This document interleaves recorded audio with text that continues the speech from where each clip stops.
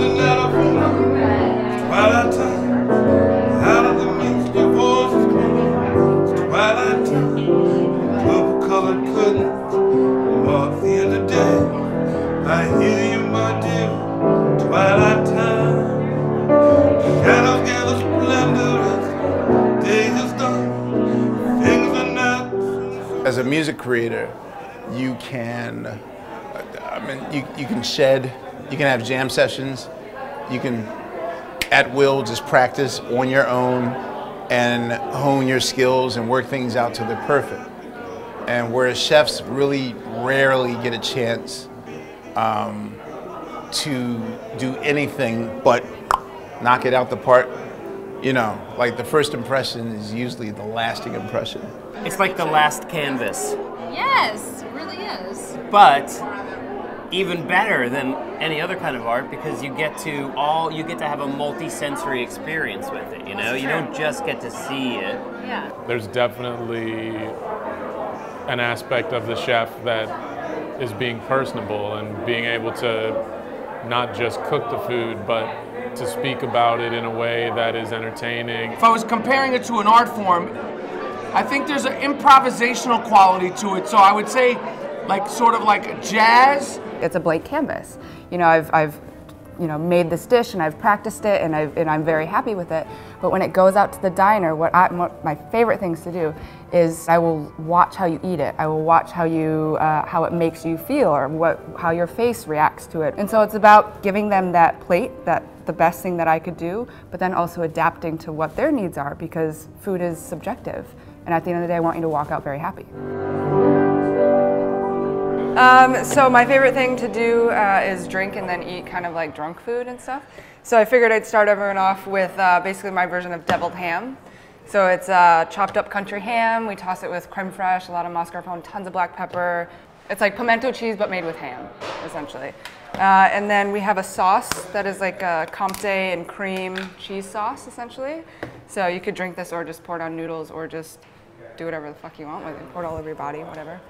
And then we made big crackers. So it's essentially just like a big ham and cheese sandwich.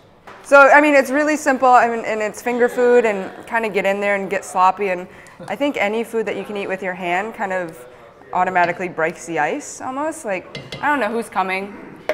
Fancy people, non-fancy people. But at the end of the day, I want everyone to kind of get in there and feel like a human being, you know? And any party that you get people to eat with their hands right off the bat, I think is a good party. I love it. Oh, my favorite tool are my hands. I mean, I carry around tweezers and spoons and we all have our knives and all that kind of stuff, but at the end of the day, like, give me my hands and I'll do anything with them.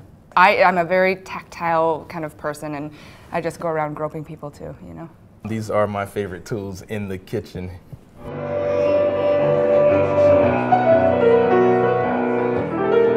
Tonight I'll be serving a West Coast octopus. I'm gonna crust it with some Egyptian cumin that we ground up. I'm just gonna give it a little sear and then slice it thinly. I chopped the head of the octopus. It's gonna go inside the salad with pickled peppers and the millet couscous. And then we're gonna garnish with some green cauliflower and shaved Meyer lemons. So we freeze the Meyer lemons, we shave them super thin, and then we take the byproduct, the trim, things that people normally throw away, and then make a little tea out of it and then pour it over the top of those shaved lemons. There's tons of octopus out there, and before they were just slicing them up and throwing them back out for bait. But we utilize everything. We try to cook with ingredients that are forgotten about, ingredients that kind of freak people out a little bit, but I try to make it like appealing to them, like, hey, you should try it. Give me one chance, just try it once, and then you tell me. If you don't like it, then it's fine. For me, music kind of stimulates me, and so like I look at artists like Otis Redding, and I get inspired, like it kind of get my juices going when I listen to Otis. Ludovico, who is a pianist, amazing, absolutely amazing. One of my favorite things to do is listening to him and typing out recipes. It like gets me in this groove. Willie Nelson, he's utterly original. And that's what I like about him. He's always done exactly what he wanted to do, the way that he was going to do it. What I'm making for the event tonight is a glorified cup of soup, basically. So in Thailand, ramen instant ramen is kind of fetishized. So there's a particular brand called Mama Ramen. And Mama, when you say Mama in Thai, it's the same thing as saying a Kleenex when you're referring to a tissue here. When you say I'm having a bowl of Mama, that means you're having instant ramen. And in Chiang Mai, there's a woman who's been doing a Mama Ramen-based noodle soup for about 25 years now, starting in a small cart. Now she's got a brick and mortar in a funny little neighborhood. And I took that as an inspiration to come up with a version of it. You know, for the event, what I've done is I've kind of pre-assembled everything in these nifty little cup of soup containers. And when it comes time to serve, we're going to add some fish sauce. We're going to add a little bit of tamarind pulp, and we're going to add pork stock to it, and then we're going to crack a poached egg into it.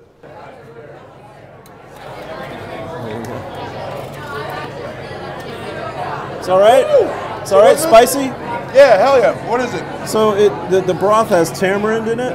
Okay. And it's got some dried chilies, and it's got some fish sauce. Nice. And you got shrimp, yu choy. You got a little bit, like, this is like instant ramen, so we got like a little touch of the instant ramen packet seasoning in there, because that shit's got MSG in it, which makes everything taste nice. Absolutely.